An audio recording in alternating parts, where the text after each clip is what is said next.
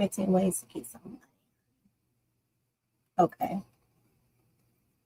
And while you guys are joining in, I'm also going to be logging in on the U to the 2. And where you guys watching me from?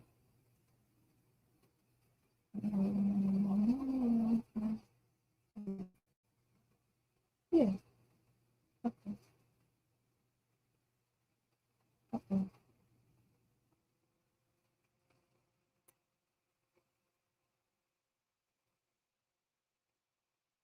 Hey guys, we are going to be talking about tonight how to get paid. Multiple ways for you to get paid. Um, yeah, multiple ways for you to get paid in your home care business. Sorry, Matt. I was trying to log into Instagram, but it was still under the line, so please forgive me. And let me show you guys what's going on here. And how are you guys doing tonight? I told you guys I was going to come on here, so what I didn't tell you was what time. So I was really trying to finish up some things. Hey, Asha, how are you?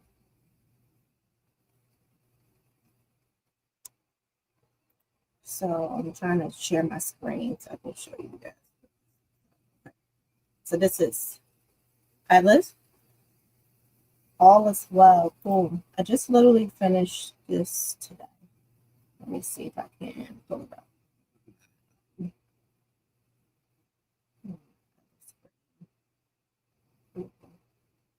Awesome. Okay. Screen.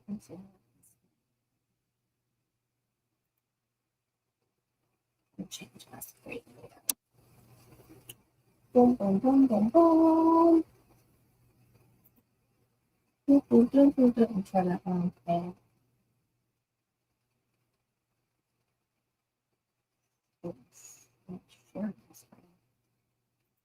Okay, guys, so let me know while we are up here. Let me know where you're watching me from. Let me know where you're watching me from. I'm trying to navigate through some things. So let me just take this off. Stop sharing. Stop sharing. Okay. Okay. So this is what had happened today. This is what had happened today. If you guys are familiar with, if you've ever been into any of my Zoom classes, you've been in my, trainings, like my Home Care 101 licensing program, my Kickstarter program, my boot camps, any of my trainings, you may or may not know that I have this thing with writing either on a whiteboard or a flip chart. Like even when I did a conference with my business brother Paul Pierre, he was like, Sean, what do you need for your presentations? And I was like, just get me a flip chart, right? He was like, really, that's all you need? So like literally, like I have like some here, and I did, this is only some. So like I did like a TikTok video earlier today, and I was like, I'm about to go through some notes.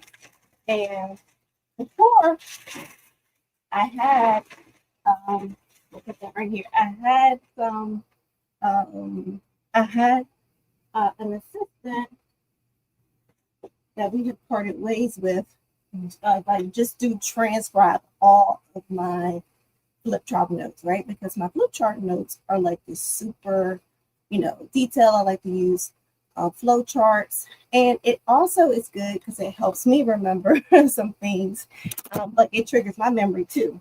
So So anyway, one of the flip charts had to do with when I talked about different ways that you can get reimbursed in your home care, home health care business. And hence, because of that, because of my agenda today, because of me just kind of like, let me just get organized, this was created. And let me share that with you. This is what was created. And I'm going to be going over some of the things from the it's a guide, but it's kind of like I set up like an ebook because I did it on Canva. Where's this thing at? Let me try to share it with you guys. And then I had posted a video also on. I posted a video on Instagram, basically asking you guys. Okay, so do you feel like you know other ways to grow your business other than the traditional Medicaid? Do you? And let me share this. So this is, let me share my screen on YouTube as well. So I came on here to talk to you guys about the different ways that you can get reimbursed in your home care business. Okay, this is what we're talking about today. All right. I think I like that view. Okay, that's what we're talking about today. So first, I want to take a poll.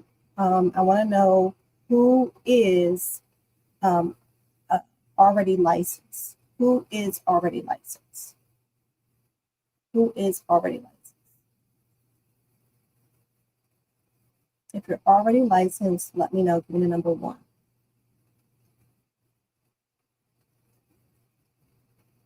If you're already licensed, let me know. Give me the number 1.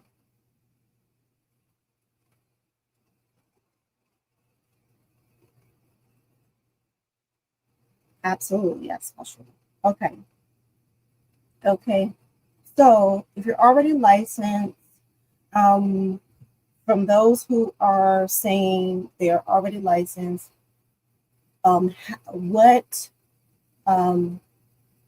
forms of payment or what forms of reimbursement are you currently familiar with for your home health care agency?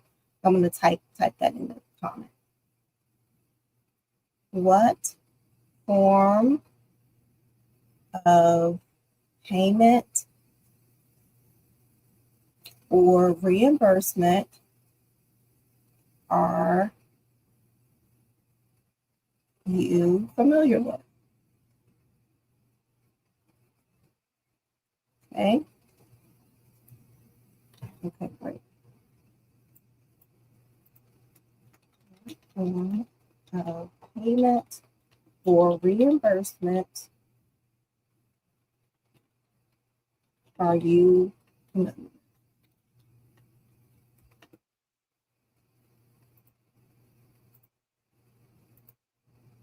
Okay. Hey, Asha. Great. Okay, so Asha has, if you're on Instagram, Asha has mentioned 1, 2, 3, 4. Asha has mentioned 4. Asha has mentioned 4. Oh, sorry. Asha has mentioned 5. Asha has mentioned 5 if you're on Instagram. Car has mentioned 1, 2, 3, 4. Car has mentioned 4. Great. So do you guys believe that there are 15, they're either payments or reimbursement sources for a home care and home health care agency? 1, 5. This was a long day. I was doing my research, and thankfully I got through this today. This was a very productive day. I'm like thoroughly surprised this ebook probably about 60 pages. Okay, 60 pages, right? So, it's got some cute pages for it. So, if I had to say how much content, probably maybe like 40 or something like that. But it's definitely 15, right? So, and I'm going to tell Asha this online because Asha is on Instagram. Asha, don't you buy it? I'm going to send it to you. Asha is an amazing mentee. Asha, don't you buy it? I'm going to send you to it. All right, so we're going to go through this just because this is something that is like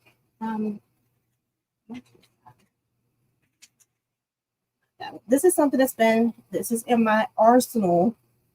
Don't buy it. This is something in my arsenal, and I was thinking, like, you guys who may be a little bit nervous right about now, maybe a little bit nervous because you are very Medicaid heavy, right?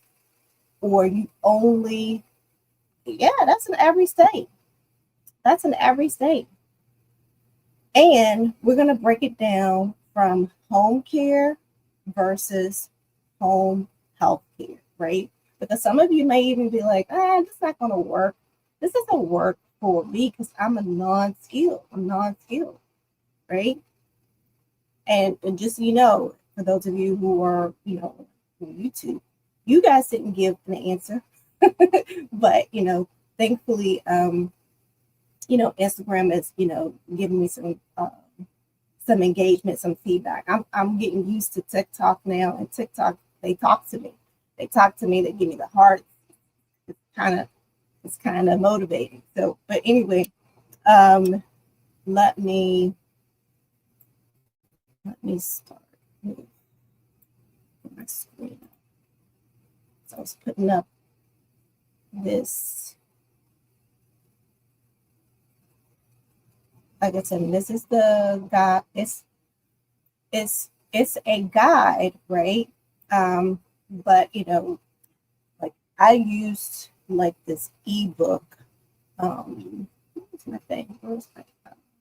I used this ebook format to set it up.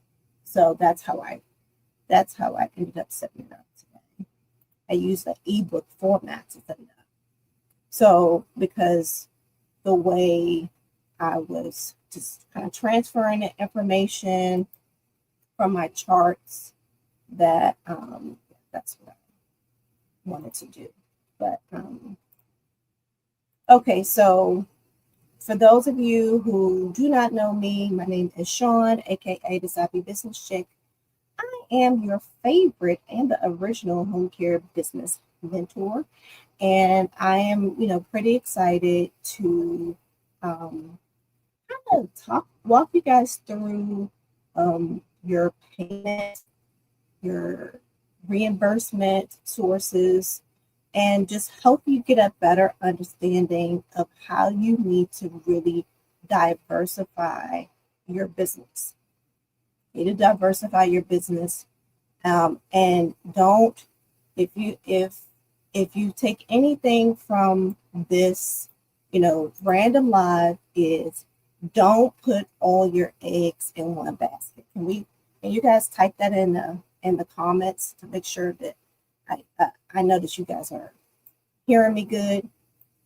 Don't put all your eggs in one basket. Don't put all your eggs in one basket. Now, I'm very, very tempted to use my flip chart again, but I'm not. So,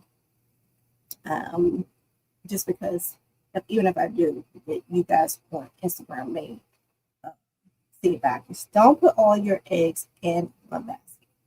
That's your first thing. You gotta remember that there's more to the home care business. There's more to getting paid than just through Medicaid.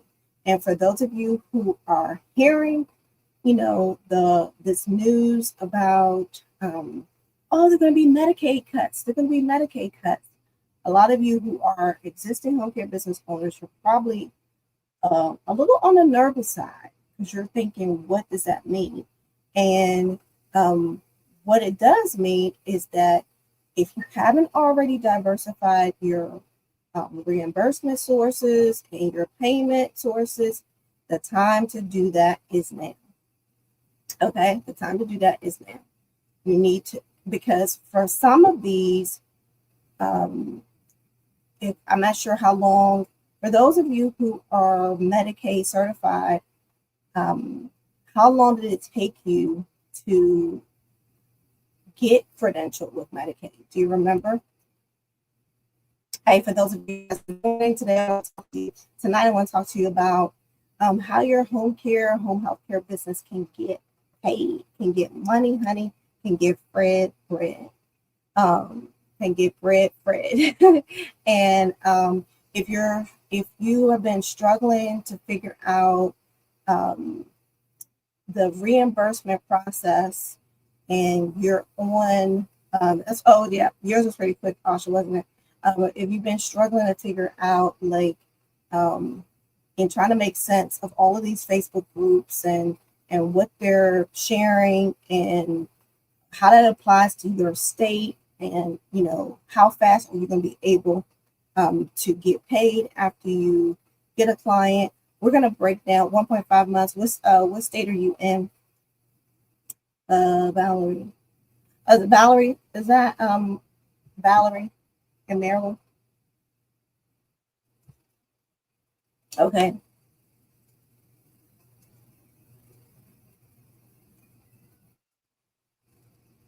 That's Virginia. Okay. Okay, so here is a struggle. Here is a struggle that a lot of you, especially when you first start a home care business, maybe one of the things that you're going to search the most is, how do I get paid? How do I get paid, right? And the only thing you may know is that Medicaid pays for personal care, home care services, right? And so a lot of people put heavy emphasis on Medicaid. So if you hear me and you jump into my live and you hear me talk about this private pay, you're like, no, they've said private pay is too difficult, and so all I'm trying to do is not say never do Medicaid, but I am telling you what I have shared in the past is you need to diversify.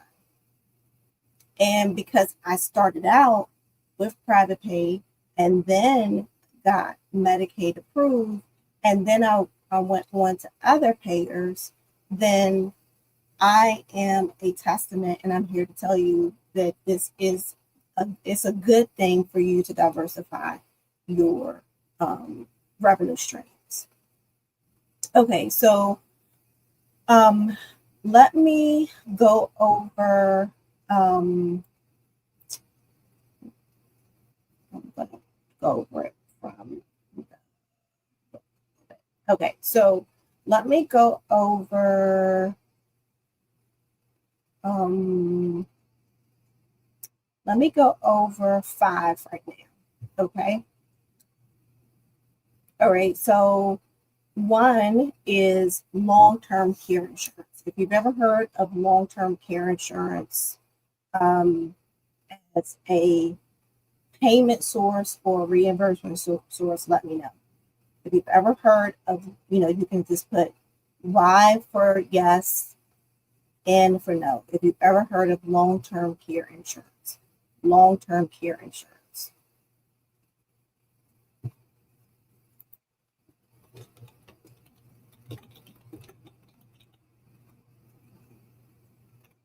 Long-term care insurance, okay? You've never heard of it, okay? You never heard of it. You never, okay, yes, also you've heard of it. You never heard of it. Okay, you've heard of it, okay? Okay, yes, okay, so we kind of have like a split where, half the people have heard of it, half the people have never heard of it, okay? We have here, you've heard of it, right? Okay, long-term care insurance. So long-term care insurance, these are people who have an insurance policy. And the insurance policy can only be used for health-related services, right? So if you've ever heard of like educational plans, like 529 plans, like my kids have 529 plans, those are like college saving plans. Those plans can only be used for education, right? College, the I can use it for, private school tuition, educational trips, only for education. So in the same way, the long-term care insurance,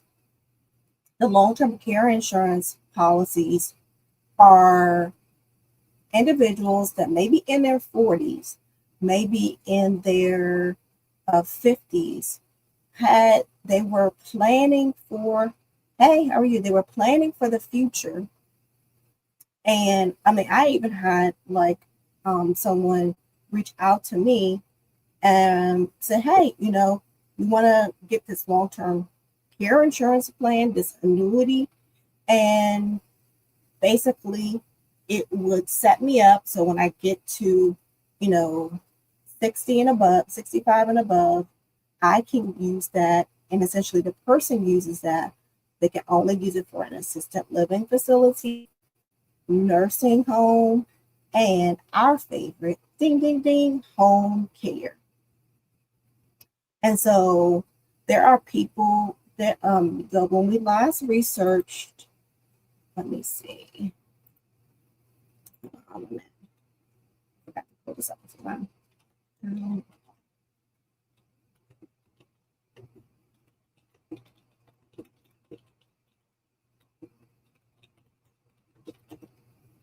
Forgot to pull this up before I got on. And I'm just simply doing a simple research that you guys can do too. I had a different number and I want to see what the number is today. Okay. So back in 2022, 7.5 million Americans had long-term care insurance policies, right? So if that was back in that was back in 2022, we're now at 2025, right? So we can either do a deduction and say, okay, that number has gone down to 3 million, or we can do an increase and say the number has gone up to 8 million or 8.5 million. Why? Because people have more dispendable income, right? And so people are living longer, and so they're able to, put money away for the future. But if anyone is shocked by the number, 7.5 million Americans have these long-term care insurance policies that are just sitting around to, get used, let me know in the comments. 7.5. And I just did a simple Google search. 7.5 million people have LTC, right? 7.5 have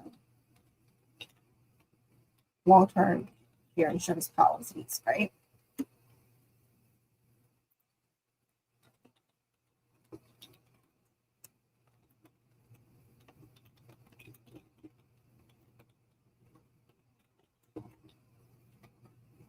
And then you can do a more detailed search if you want to, and just go online and say, well, how many people have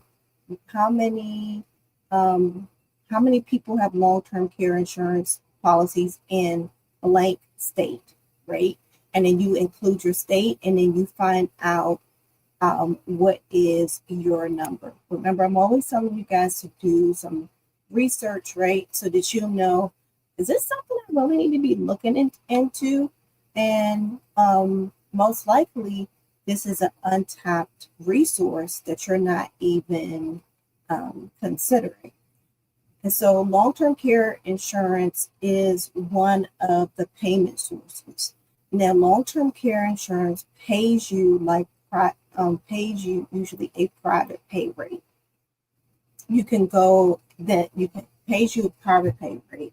The two ways that a long-term care insurance policy will pay you is either A, directly from the policy, and the individual will make your agency a beneficiary, and so that you will be able to get paid directly from the long-term care insurance company, or it will be in the form of a reimbursement where you provide the service and then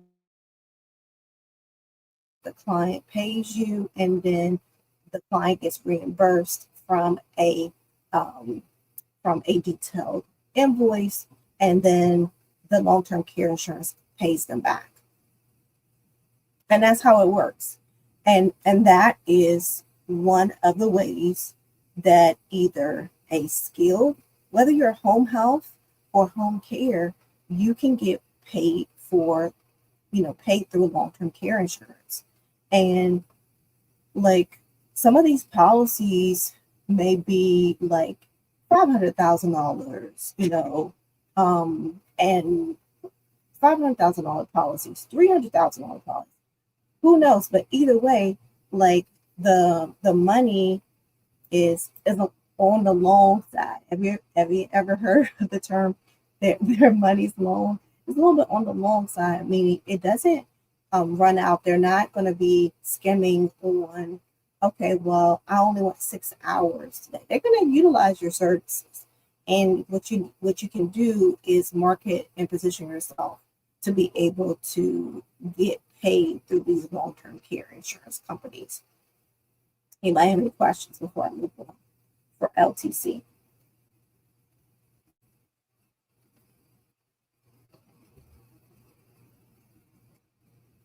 Anybody have any questions?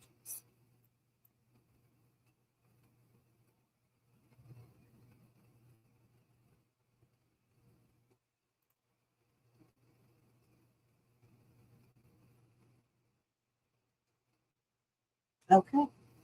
All right. Well, I'll just move on. I don't know if this is delayed. So another payment source that you can get payment from. So this will be payment. Um, Long-term care could be payment or reimbursement, right? Because of how I explained, it's two different ways that an agency can get paid. Either you get paid directly through the long-term care insurance policies, and you really have to find that out for each client, or you get or there's some kind of reimbursement. For workers' compensation, has anybody ever heard of workers' compensation? Of course, you should, because most of you had to get a workers' compensation policy for your agency. Okay, I'll go back and I'll answer. I'm just seeing your question, Beatrice. What do you mean? What other type of services does long-term care insurance cover? Long-term care insurance can cover home care or nursing. Like, so it can cover home care, your personal care services, which is, what we call assistance with daily living, homemaker services, companion services. Long-term care insurance can cover a live-in. Long-term care can cover chore services, meal preparation, cooking, all of the above. If you have included, pet care in your services, long-term care can include that. It can include private duty nursing. So if you have a nurse that's going to go over there and monitor the client, do some if you have that license where you can do medication administration, maybe there is a client that needs assistance with, taking their insulin, or just something as simple as even like crushing up a pill or something like that. can be included into the skilled care. So for long-term care insurance, it is it can be both on the home care side and the home health care side, right? And then we had a question before I move on to workers' comp on YouTube. Where do I get long-term care insurance clients? Right? This is going to be a simple answer, and I'm not trying to be funny. By marketing, right? By marketing, if you market your business and you identify where the long-term care clients are, where the long-term care referral sources are, then that's how you will get long-term care insurance clients.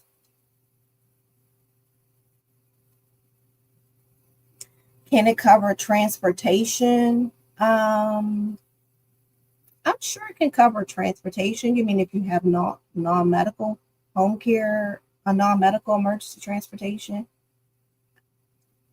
I'm sure it can cover that as long as it's considered a healthcare service. Okay, so workers' compensation, guys. So we're moving on. So, like I said, I know you've heard of workers' compensation because most likely you have a policy. But when we talk about workers' compensation, I did a training maybe 4 years ago. It's still an evergreen training, and it talks about how they're so. Let me just give you a description. Okay, workers' compensation. There are incidents where an individual has gotten injured at work, right? And as a result, this injury is so severe that the individual needs home care or home health care services. One example, one of my mentees in Illinois, shortly after she got licensed, we got her credentialed with the workers' compensation company, and she got her first case within 30 days, of getting licensed. That case was a 20-hour-a-day case. Unfortunately, the gentleman had just fallen off of a ladder, hurt himself very bad, and he became a quadriplegic. Very terrible, right? So his care was for feeding, cooking, cleaning, personal care, bathing, helping him get dressed, changing his sheets, doing bowel management, right? And in his first a couple of weeks, it did include skilled nursing because he needed some medication administration because his wife was Spanish speaking, and she really was not familiar with the training, even though the training was required prior to him being discharged. So the insurance company paid for him to. I just realized I had one earring on. Where is my other earring? Let me take it off. I had one earring on. Why did you guys tell me? Sorry, that was a big distraction. So anyway, so with that being said, that was a very lucrative case. It's unfortunate for him, but that one accident, now he has to have home care with a little bit of nursing, but that, nursing that didn't last for a long time for the rest of his life. And guess who's paying for it? Not Medicaid. No, he got hurt on the job. So because he got hurt on the job, his job's workers' compensation insurance is paying it out indefinitely. Now, if you in the training that we do for how to obtain workers' compensation clients, not only do we give you the information for the two main companies that will give you referrals, but we also tell you the top 10 industries that have the most accidents. that have the most workers' injuries. We also tell you the top, what was it? It was like 7 states that have the most um, reported accidents in the workplace, and how to market, which is what you guys were asking about, the long-term care insurance, how to even market to get these clients. And that's the unique, right? Because one thing I don't want you guys to do is to just sign up, like you guys are so used to just like, I'm going to get enrolled with, become a provider with Medicaid. I'm going to become get contracted to become a provider with workers' comp. But if you don't do the marketing, yes, it's in every state. It's in every state. No, you guys keep asking. All of this is in every state. Everything I'm sharing is in every state. So please forgive me if I miss, if you did not hear me clearly. There are some states where you're going to have more referrals, right? Going to have more referrals, like case in point, like I think West Virginia or something like that was maybe one of them. Why? There's a lot of factories, there's a lot of mining, right? So those states are going to be, okay, Carl, those states are going to have more, they're going to be more lucrative if you're already set up, right? Yep, she has a home nursing agency like UCAR in Illinois, and pretty much wants to do the same thing like you. I wanted to do the same thing like you when she got started, which was to do the peds, and then she just kept getting all of these client referrals for non-skilled. So she said, maybe I should just focus on non-skilled for right now. So yeah, you definitely should take the training. But yeah, this is for every state. Long-term care insurance is for every state, as well as workers' comp.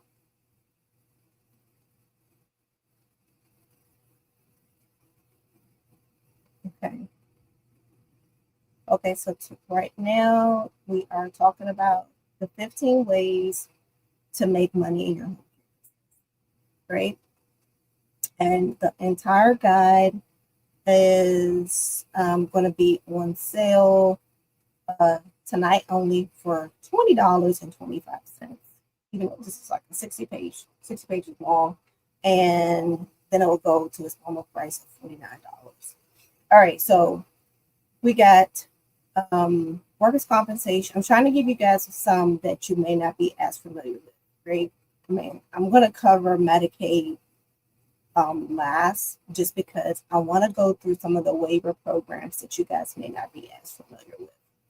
All right, then so then we have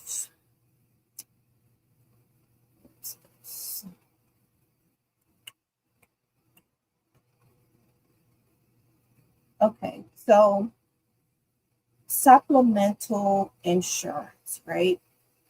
Okay, these are additional policies, like if someone has disability insurance, social security income, those usually work in conjunction with something else, right? So what that means is that someone may have Medicaid, but then they may have a private insurance, but then they have like an add-on, and this is like an additional policy, and it usually works in conjunction with either a Medicare, Medicaid, or private insurance. I'm gonna go say that again. Supplemental insurance either works in addition to Medicaid, Medicare, Medicaid, or private insurance. And so it's like an add-on where that person can get additional services with this particular policy. And so the agency will bill the supplemental insurance for coverage and of like, so if Medicaid doesn't cover, um, like for example, let me give you an example of my client. So let's say I had this one client who was Blue Cross Blue Shield, right?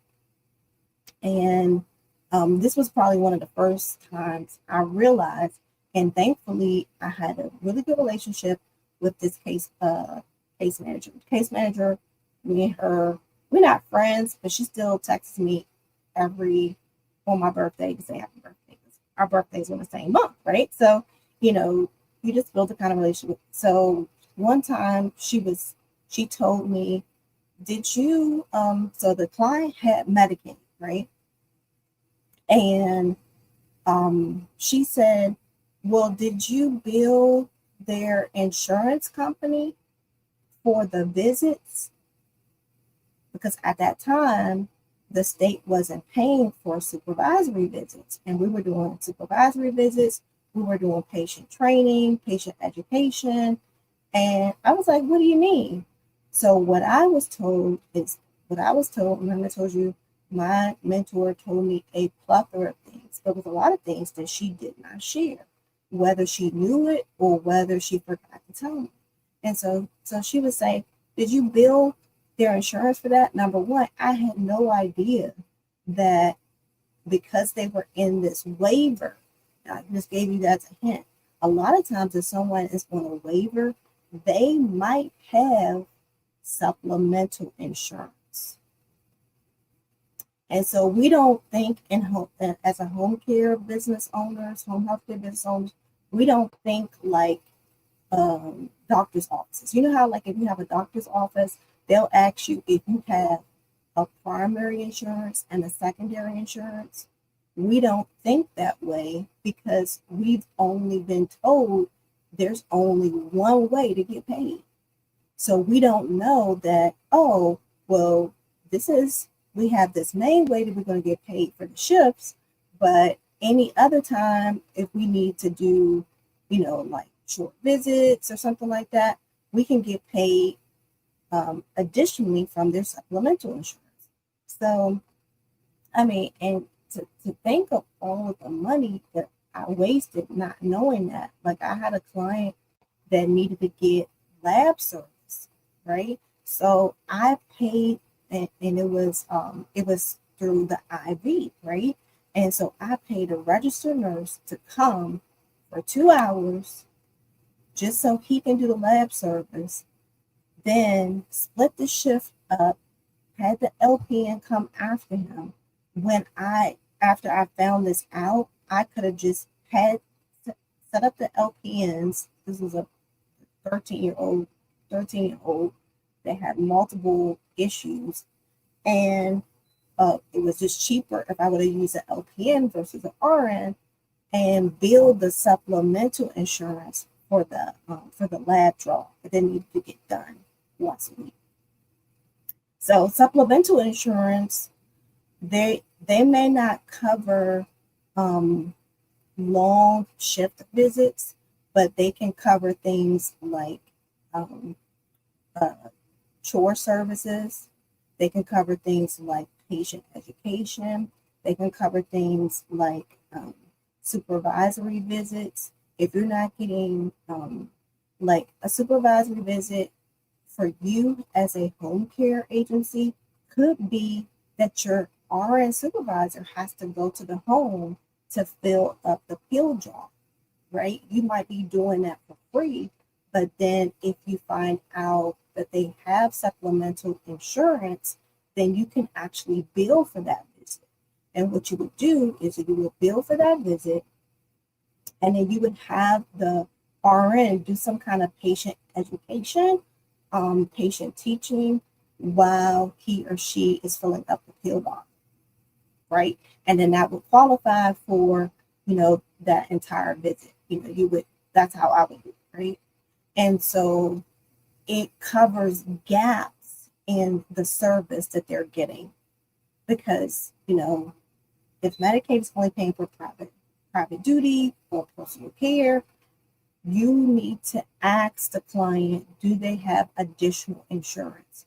And again, one of the things that we don't usually do as home care or healthcare agencies is we don't um, you you can supplementary recover supplies like gloves. No, because the client supplies are allotted to him or her. They're just allotted to him. So they would not give you additional supplies for your caregivers. They're supplied for him or her. You can, if they are getting nursing or aid services, then that's something that you tell the case manager. That's something you tell the doctor, and they can order additional supplies. But that wouldn't be something that would be automatic that the agency would get. It would be something that's delivered to the home. We're talking about things that you would be able to get reimbursed. And those little things add up. They really do. And so, like I said, the case manager, she had told me about that, and I had no idea. And that, when she told me that, that opened me up to knowing that to check certain things on my clients when I was doing my initial admission with my clients, just so I can know if they had other insurances or other forms of payment. Sometimes, especially if you're dealing with, well, it could be P's or seniors. If Do you guys know that there are people who are on Medicaid, but they may not necessarily be low income, but they may have had, uh, may have been able to hide their money, right? So I had two clients, actually three clients on Medicaid, and they had a whole entire estate, right, or trust, right? They had a whole entire trust because their trust attorney held hid their money. So it just made it seem like the client had no money at all, and they were able to get Medicaid benefits.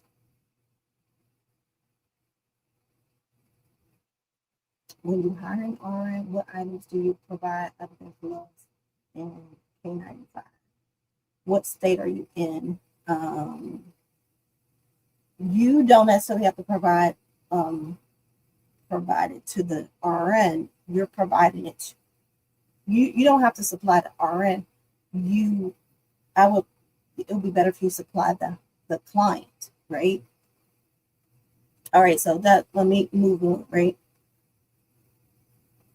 Okay, so we talked about workers' compensation, we talked about long-term care, supplemental insurance. Have you guys ever did you learn anything with that supplemental insurance? Okay. All right. So um long-term care, supplemental insurance. Um I'm trying to do some different ones. If you come up, you guys know. Workers' compensation, long-term care. Okay, let's talk about respite care, right? Okay, so respite care is a service that you provide, like your home health care agency provides, right? But they have companies in every state, so if you guys want to know, that have respite funding. A lot of these, and I would be really curious to know because some of them are on grant programs. The respite funding, so respite care provides temporary relief primarily to like the family caregiver. Family caregiver can be a spouse. Family caregiver could be a spouse, a, a, a wife, a husband, you know, adult child, and it's only short-term relief. It's only short-term relief, right? But if you set this up really good, you can have like a constant flow of respite care referrals. Okay, so usually the family arranges or works with these respite care companies for respite services, and They can either get them through these respite care companies, or some of their insurances will have like something where they will reimburse them annually for a certain amount of hours of respite care. Usually, respite care won't be more than like it's usually between 2 to 4 weeks. Or max, I've seen it go to for 3 weeks, right? Right. So sometimes people use it in a lump sum. They take a family vacation. Sometimes people use it in conjunction with other services. We had clients that the the individual was going to an adult daycare. They utilized their respite funds.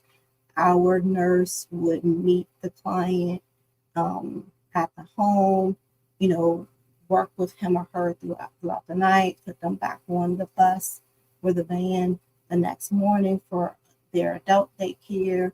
Again, come pick them back up. So they essentially may be doing overnight care and oversight while the family's on a nice vacation, right? So they can use it in conjunction with other programs. There are a lot of state funded programs and a lot of nonprofit organizations that offer respite care services. Now, they offer the respite care services with financial, oh, okay, I'm going over to YouTube with financial assistance, right? Um, the thing about respite care is that you really have to do a good job of marketing yourself to the family member, because the insurance company or the state funded program in a lot of ways doesn't care who provides the service, right? Because sometimes it will be similar to the long-term care insurance where the state may say, hey, we'll award you $5,000 and you can use it any which way you want to, right? And so if you come and you say, oh, well, we charge $30 an hour, you have to do some good marketing so that they don't pay their neighbor to do it, another family member to do it. I mean, we've never had that problem because, we provided respite care to someone who had a skilled need. So on both sides, you can do respite care for people who have a skilled need or a unskilled need. You don't have to get credentialed with the respite care company. It's more so like a good question, introducing yourself to them, number one. Some of them have directories. Um, One of the first ones that I got referrals from, um, they they were really, if you're in Maryland, this one is in Montgomery County. They they were very helpful. They would make sure that their clients who were looking for respite services had my company's name on the directory. You want to get on the directory because if when someone starts to look for the respite services and they've been awarded funds, you want them to make the easy choice of choosing you, right? Whenever they had some kind of open house or fair, definitely went, hey Carl, definitely went to go, be amongst the community because, this is a face-to-face business, right? If you try to do everything online, if you try to do everything on social media, it's not going to work in your favor, right? At some point, people want to see who's behind the name of the company. They want to talk to someone in person. I heard someone say they don't want to talk to AI, they want to talk to RI, a real individual, right? So they want to talk to a real individual, right? And so, the answering your question, the best way for you to market yourself to these respite care companies is to be present, and you want to get on their directory, and some of them will make you sign a contract. Carl, we're talking about some different ways for companies to make money in their home care business. And I was sharing how, like, how I missed out, initially on doing things like, checking to see if, the client had supplemental income or supplemental insurance, to bill for like incidentals, like, going to go fill up pill bottles for medication management. So if you're still on here, that's what we came up with. So yeah. So this could be, that's another way for you to get paid on for your home care agency to get paid is through the rest of the companies. And that whether you get one client a month and they get allotted, anywhere from $3,500 to $5,500, that can add up. That one client, let's say on the low end, is $3,500. Well, it wouldn't even be that low in this deal. Let's say it's $3,500, right? Then you can, of course, we want you to do better than that. We want you to have more than one client, but one client can bring you, a little bit over $14,000 a year, right? So you would have to develop that. All right. So we went over respite, we went over workers' compensation, supplemental insurance, workers' comp. Okay. So I'm going to let you guys choose. Do you want me to go over VA, Veteran Affairs, or do you want me to break down some of these Medicaid waiver programs? Now, the Medicaid waiver programs in the guide, there are so many Medicaid waiver programs that you guys may be missing out on because you don't know about them. So I'm going to let you go really quick. What will be the last one tonight? Okay, waiver. Okay, waiver. Okay. Okay. And you guys say waivers. Okay, so first let me hit you with some statistics, right? So when I did some research earlier today, when it comes to Medicaid waiver programs, these states have the best options for Medicaid waiver services. Number one, and I don't say number one, it's just in this order. California offers a number of waiver programs. They have a home and community-based waiver. Remember, guys, I gave you guys that terminology before. Home and community-based waivers. Type in at home and community-based waiver for services. This is a key word for you, whether you are a new or aspiring home care business owner. Home or community-based waiver for services. Whenever you see that, your light bulb should be going off. You should know this is something that pertains to you, right? Home and community-based waiver services, right? So California's, their home and community-based waiver services, they have a California has a community transition waiver. They also have a self-determination program. This allows people to receive services in their home or community setting instead of institutional care, right? So that's a really, really good waiver because they don't have to, it's kind of like a hospital at home, but they don't have to go to a facility. They can get these services in a community setting. A community setting could be an assisted living, it could be a group home, but most of the time, this is going to be for home care. California has set up its waiver programs to help people with individuals with disabilities, elderlies, and those with chronic health conditions. Now, the individuals with disabilities are their own separate demographics.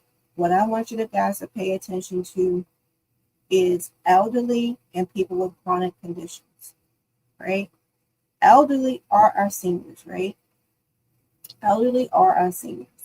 People with chronic health conditions are people with diabetes, people with hypertension, people with cancer, people with COPD, people with uh,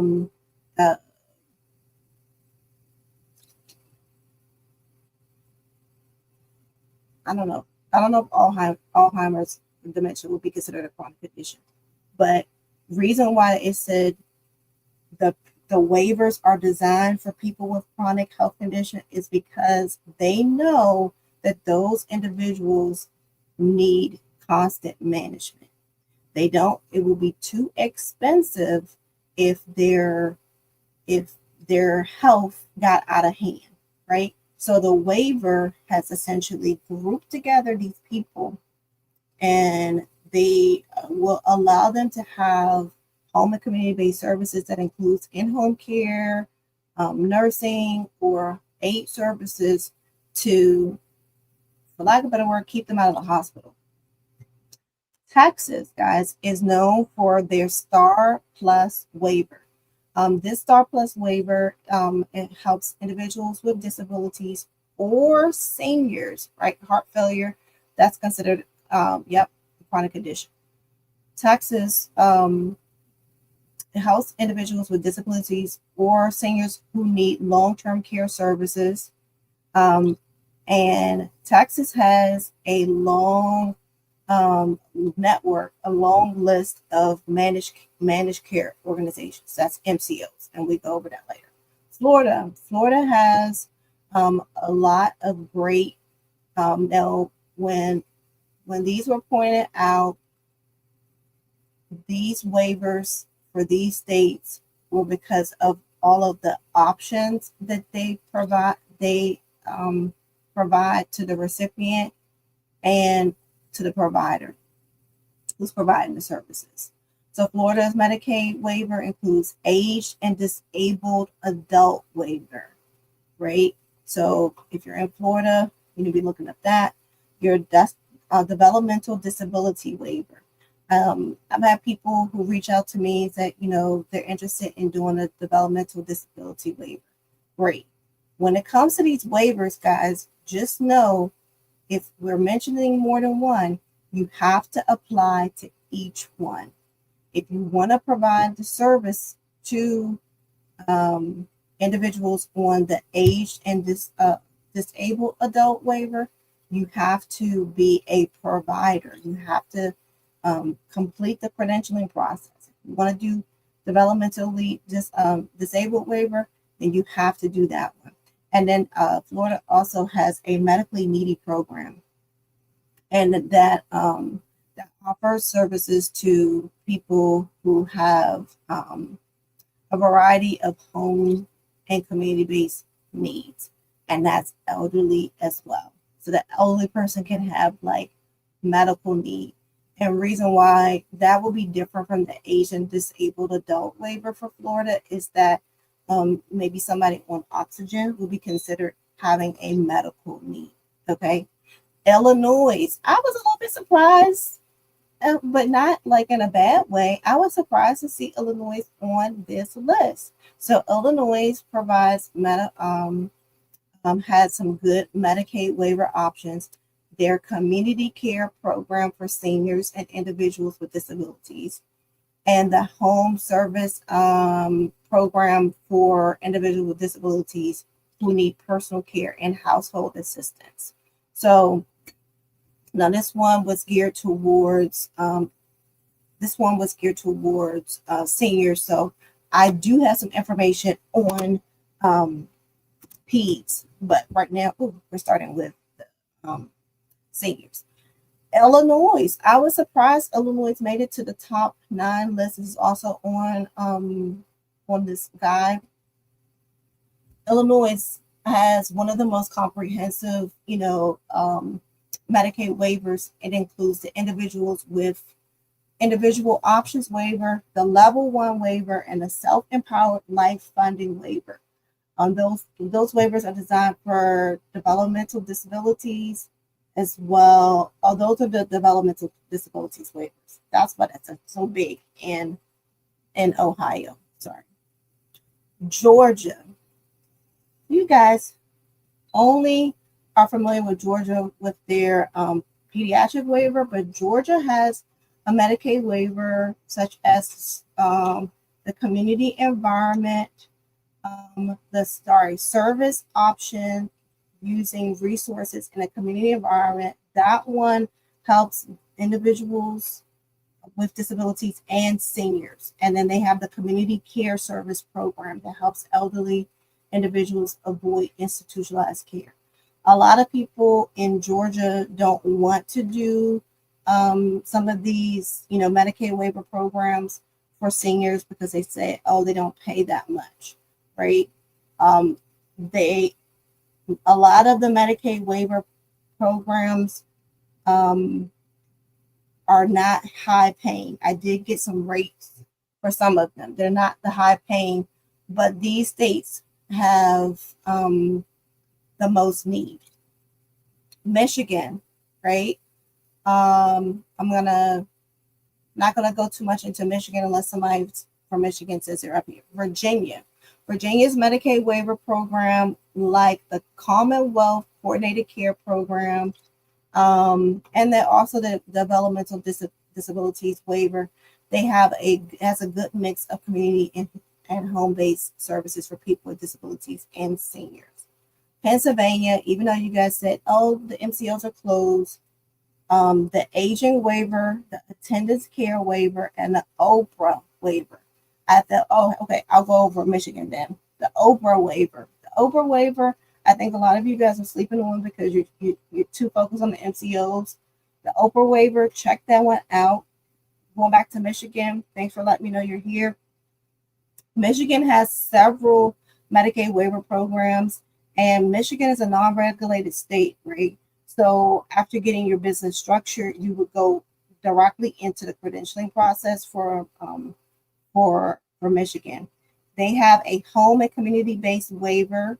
They have the Michigan choice waiver that helps to provide long-term care insurance alternatives.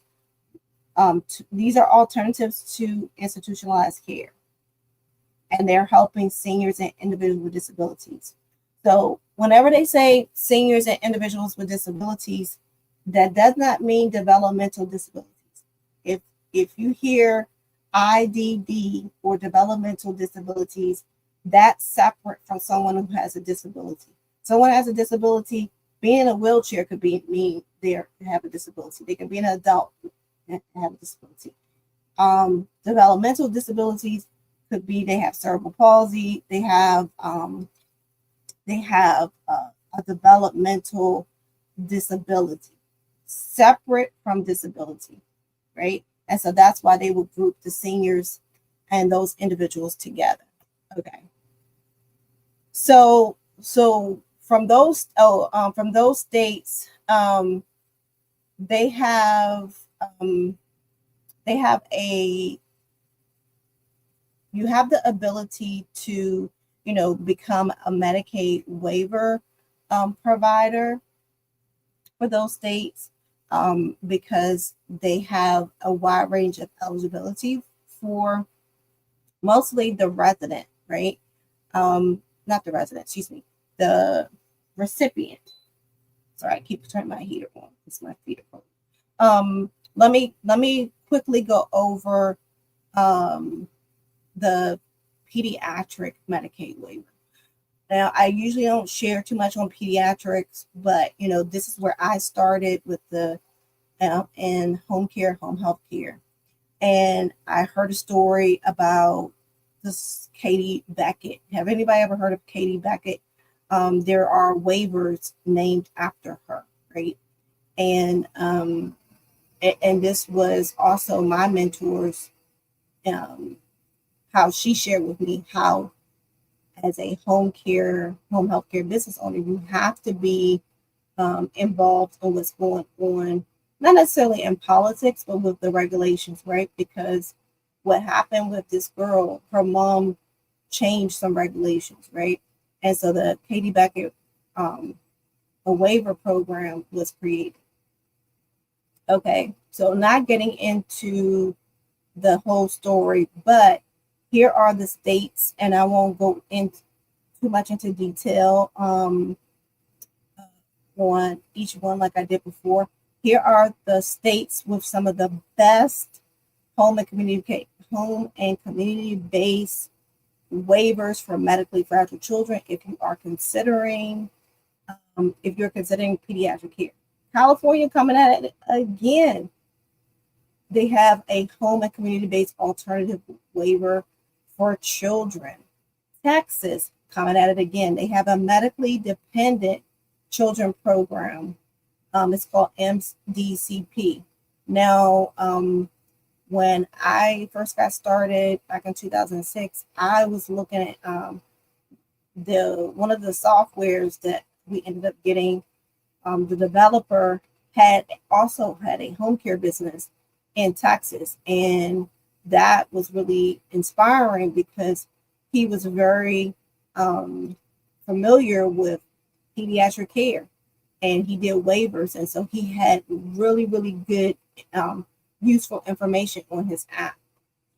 But Texas has a good program if you want to do medically fragile children.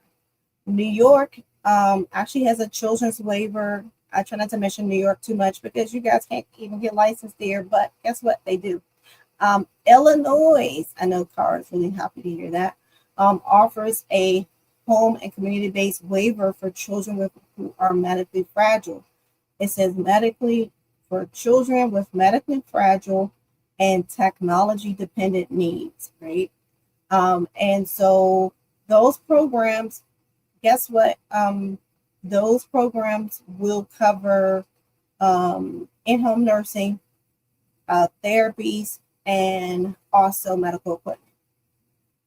All right, Florida has the model waiver. That's the one I'm familiar with in the DMV. That supports medically fragile conditions. Ohio coming at it again and again. I don't know why these states are up here. With the options waiver and the level 1 waiver those support children with medically complex conditions, that offers nursing care, respite care. See how I said some insurance companies offer respite too, and assistance with ADLs, right? So this one in Ohio, you don't have to be a nurse. You can also offer non-skilled services. Pennsylvania has a children's waiver. Okay, so let's think about that. Let's say you're still waiting for these MCOs. Do you want to consider the children's waiver, which supports children who have severe physical or developmental disabilities? You can consider providing medical or personal care services. So you don't have to be a home health agency. You can do medical or personal care services, right? And don't be turned off by severe physical or developmental disabilities. Look into what that looks like. Okay, getting the stock notice. Okay, let me finish up. Virginia has the building independence waiver and the family individual supports waiver, and both of those include for services with children with disabilities and children who are medically fragile conditions. Both of those waivers provide in-home care, so that's the non-skilled, nursing, or therapy, right?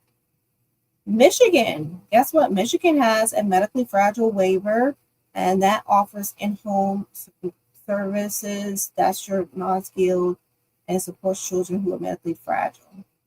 North Carolina, new on the list, has an innovations waiver for home and community-based services for children with developmental disabilities.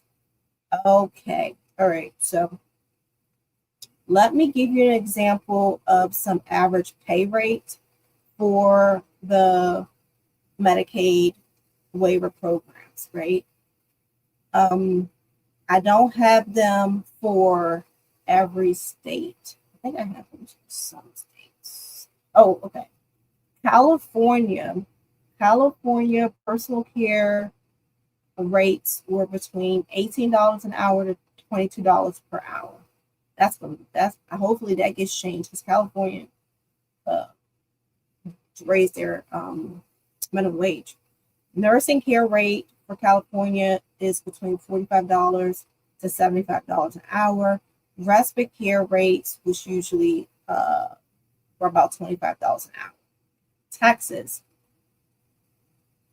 Okay, so we can only find information for the medically dependent children's program. So I'm just giving you guys heads up. Texas, uh, the personal care rate was really, really low, about $20 an hour. Nursing services between $35 and $60 an hour. Respite care, about $25 an hour. Florida model waiver program, personal care services about $18 an hour.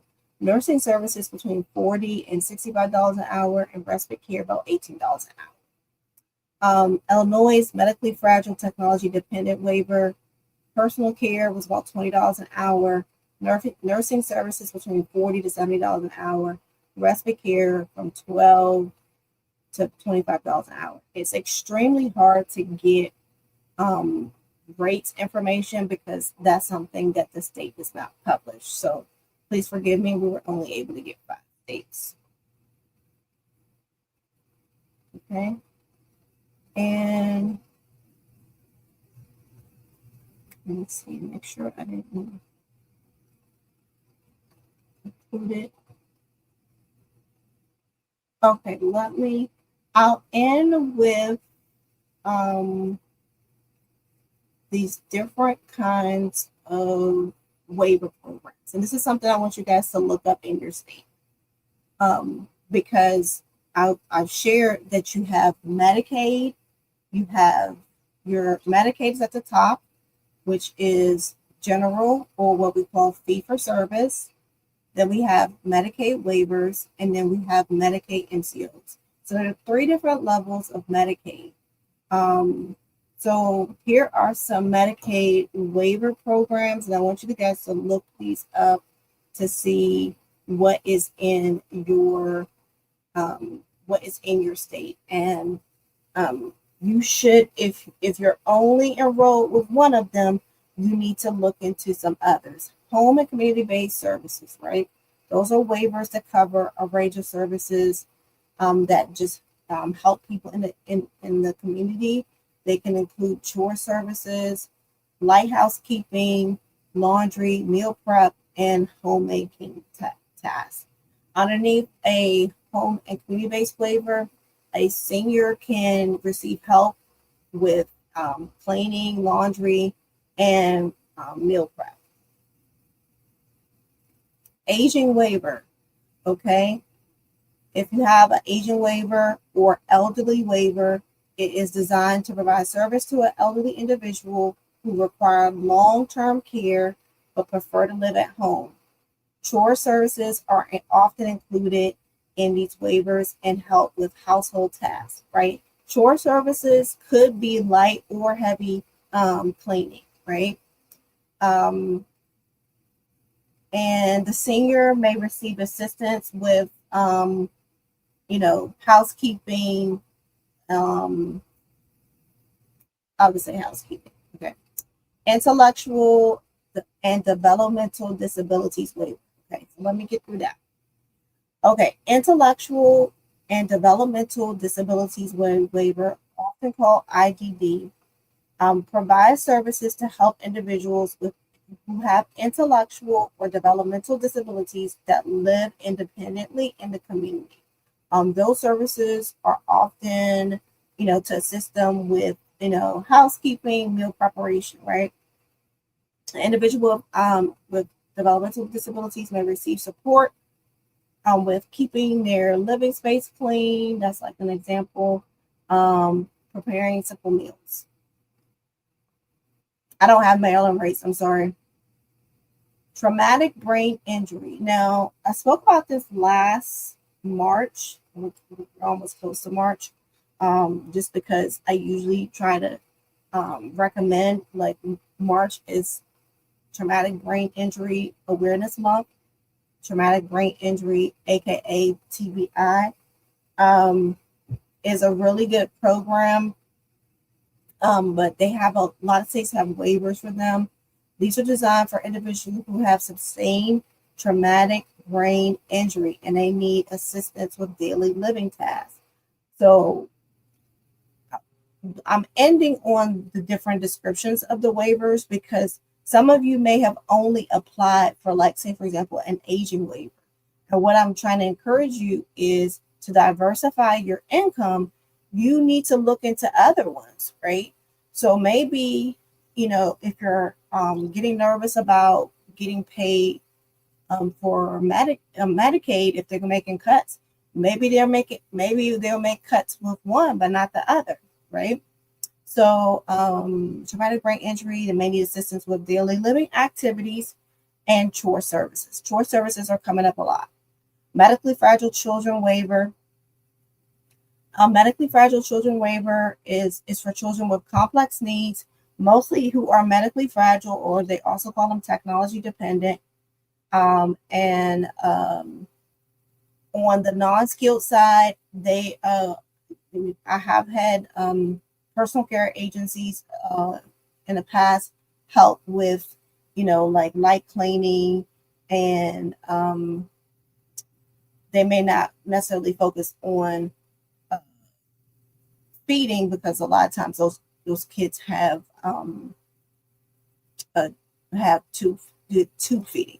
Sorry, spinal cord injury. So it's a little bit different from TBI, but some states have their own separate spinal cord injury waiver, and that includes services you can provide to them that are personal care, chore services, helping them with daily living tasks. Community living waivers. A lot of states have a community living waiver that help assist the individual with who has a physical disability or other chronic conditions who need support in living independently. So that was 7. I thought we had more than that, but that's good enough. I thought I had more. Okay, so that my purpose for sharing that to you is that with the waiver programs, in closing, you need to some states you can apply directly to the waiver. Some states you have to go Medicaid first, become a Medicaid provider, then apply to the waiver, or then apply to the MCO. We didn't even get to the MCO after that. And you need to do it for each one. Like, I really feel like we're missing some because there's an autism waiver. Okay, that must be in the book. Right. So what I'm trying to say is that even in your Medicaid, diversify the different kinds of programs that you're able to get clients from. I hear people say, "Oh, I'm enrolled with Medicaid, but I only have 3 clients." Diversify even within that program, right? Diversify with that program. If last year you were only enrolled with one waiver, add another waiver this year. We went over some of the ones that are available. Look up the Medicaid waiver programs for your state. I gave you some descriptions here. You could also read the descriptions online, right? Don't be intimidated. If it says in-home support, then register. Put your agency out there to be able to assist some people. So for some of you, you'll work alongside of a home health care agency, and some of you'll be able to provide direct care. As you may have heard, some of these waivers may offer respite. Some of them offer chore services, which is like your house cleaning. And then some of them have personal care. Put yourself out there so that you'll be able to diversify your revenue streams.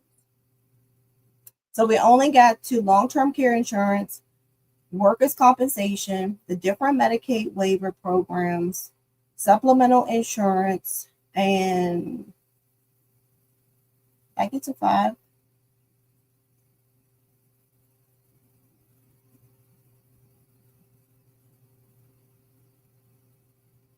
Respite care.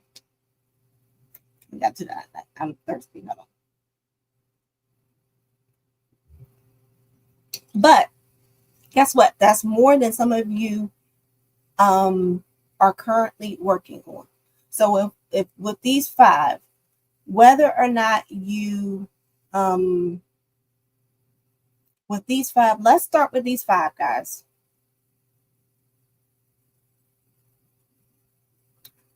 You said I'm interested in lighthouse keeping or basic support. Is that field profitable compared to fields like personal care? Um, where are you located first? So I can better answer that question. Home health don't help clients with daily living at all. Home health does, but they are more focused on skilled care. North Dakota. Oh yeah, I'm sure there's people in North Dakota that need what's that considered is homemaking and companion services. Okay, so for those of you who are existing home care agencies or home health care agencies, if I were to take a poll from Instagram and YouTube, right now, as of today, how many payment sources do you have? How many payment sources do you have? Whether you are like, don't tell me what you're going to get credentialed for. Tell me how many payment sources you have today. And if it's just private pay, give me the number 1. If it's more than 1, then put that number 2, 3, 4, blah, blah. Let me know in the comments. Okay, you got 2 payment sources, you got 3 payment sources. Okay, good. Okay, so out of you having 2, you having 3, have you been working that? Are you satisfied with the amount of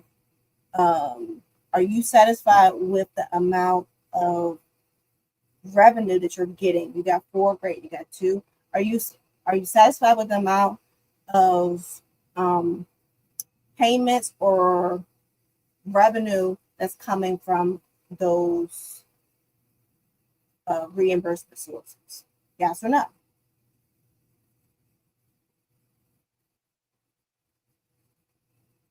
This is an honest test for you. Yes or no? Okay. Where do you feel like you can improve? And you like put 1 in the comments. And where do you feel like you can improve?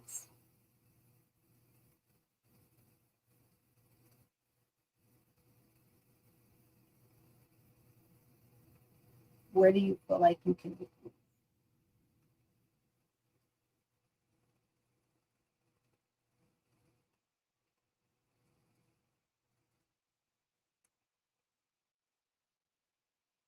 Okay.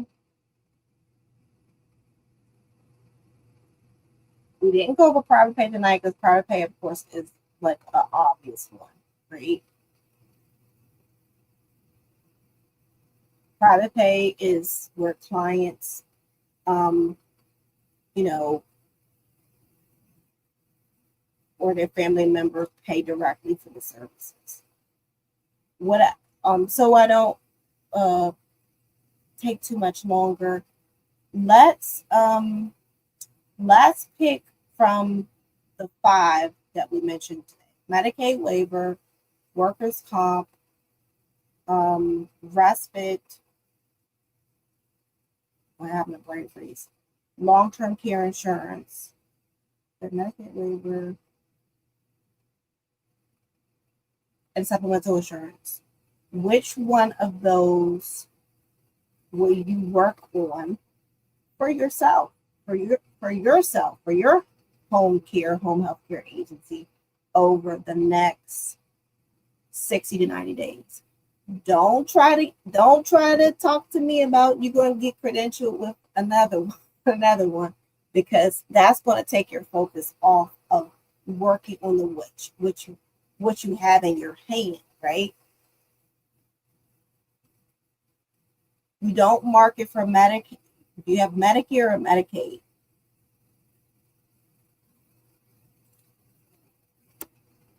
Oh, and you think that's what most of your clients have. Pick one of those, and now you have to do a deeper dive, right? You have to do a deeper dive. So let's say, for example, you chose long-term care insurance, and you're like, okay, for the next 60 days, I'm going to do I'm going to do my other main marketing, but I'm going to start to really build on this one. What does that look like? We're going into March, and March, to me, like, it should be about making money moves, right? It should be about making money moves. What does that look like, right? And if you don't even know the different options, if you don't really know what else you need to be working on, then you're gonna feel stuck. You're just gonna feel stuck and not be able to move forward. So let's work on one of those five. All, all. Okay. Waiver. Okay. Okay. So for you, Valerie, you're looking up the different waivers. Are you with any waiver now, or just Medicaid? Long-term care insurance. Okay. So we already gave you, look up the long-term care insurance companies in your state. Comp, supplemental, long-term care, more waiver. Okay, don't add more waiver, Asha. Let's do long-term care insurance. Let's look up the long-term care insurance in Virginia, because you already have Medicaid. So let's work that, and maybe workers' comp. Okay. Yeah, let's build before we put something else on the stove, if that makes any sense. When you put something else on the stove, um, let's build on one thing. But let's build on one thing.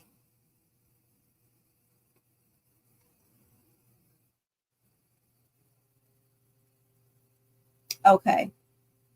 All right. So that's what I want you guys to do. Oh, you got approved Medicaid last week. Oh, congratulations. Okay. Yep. Sometimes that happens. Okay. Okay. Let's build on one thing, right?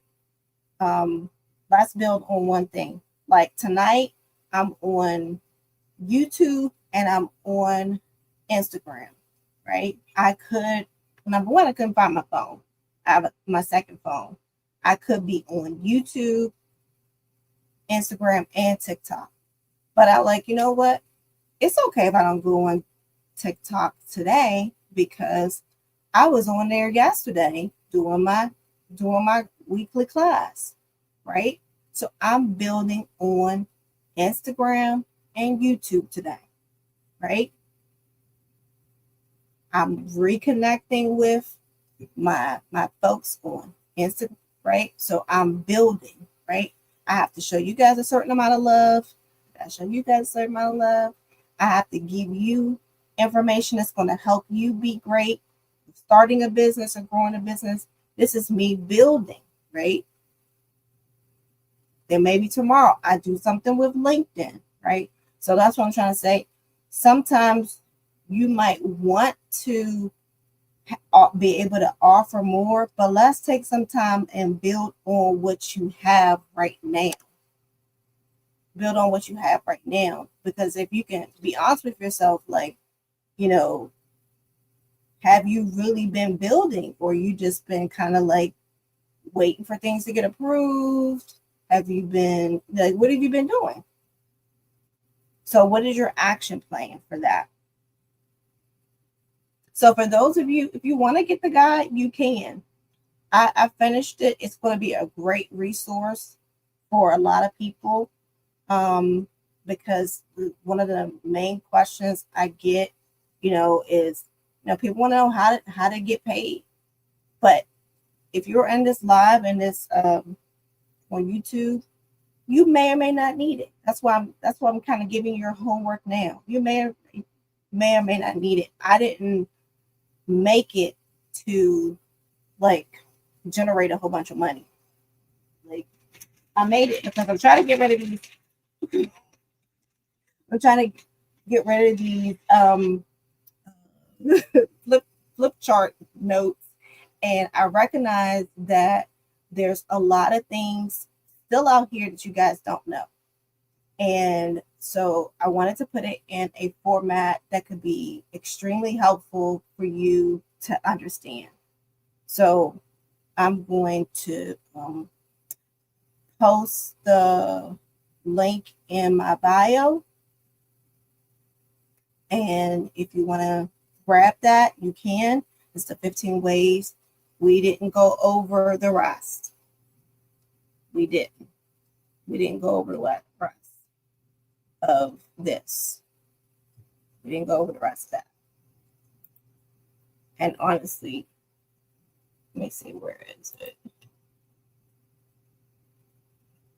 Where is the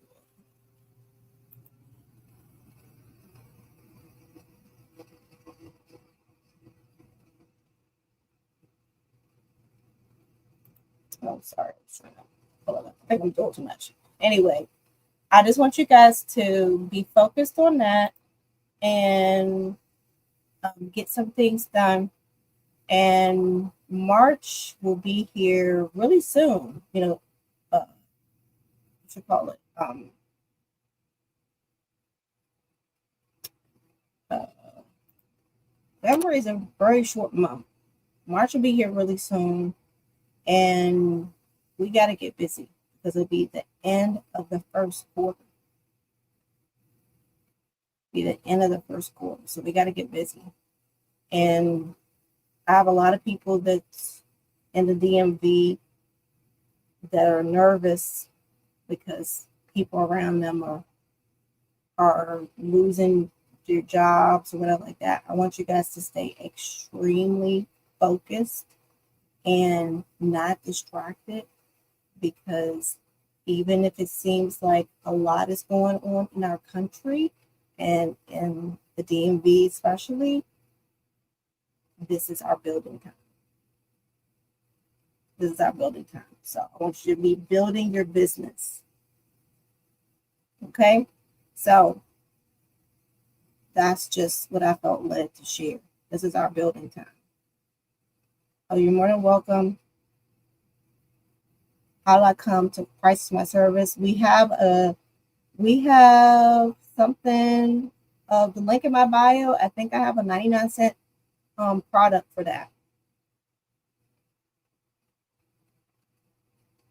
for pricing your services.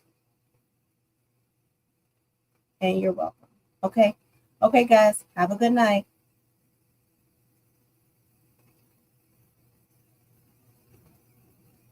Okay, you're more than welcome. Then I'm glad you can apply this to your business. And as much as I love that you guys always join me, I want you guys to make sure that you are implementing. You're implementing. I love to hear you come back and say, Sean, I did this and it worked.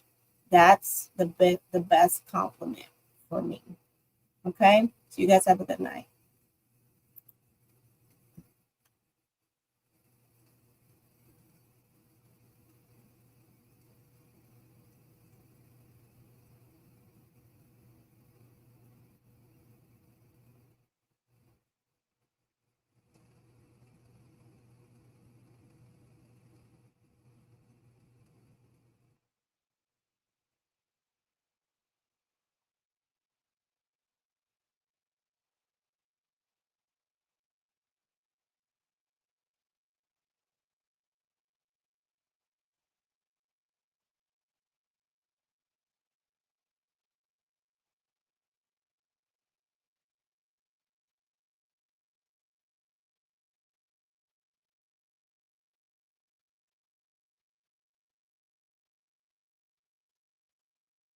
Please leave your message for 3.